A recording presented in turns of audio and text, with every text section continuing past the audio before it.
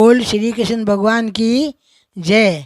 आपने चप्पल है जो एक तो ऊंधी नहीं पड़नी, एक चप्पल के बाद चप्पल नहीं होनी, एक घरे माने तिजोरी के चप्पल नहीं होनी, एक घरे माने रसोई मुंडा की चप्पल नहीं होनी, एक घरे माने चप्पल वे पिंड नहीं लागनो, एक घरे माने चप्पल वे रसोई में नहीं पड़नो, एक घरे माने चप्पल पेर तुलसी ने सूर्य भगवान अर्घ नहीं देनो, एक चप्पल पेर भोजन नहीं करनो, एक चप्पल पेर कोई ने पुरस्कारी नहीं करनी। इन मान कहीं वे जगह ने जगह बेला बीता बाने पूछो उठा पड़े।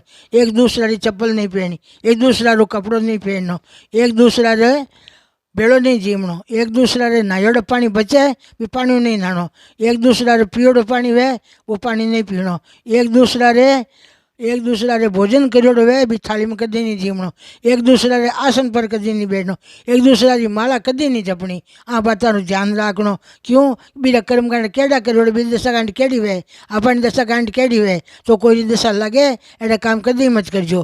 बोल शिवान की जय।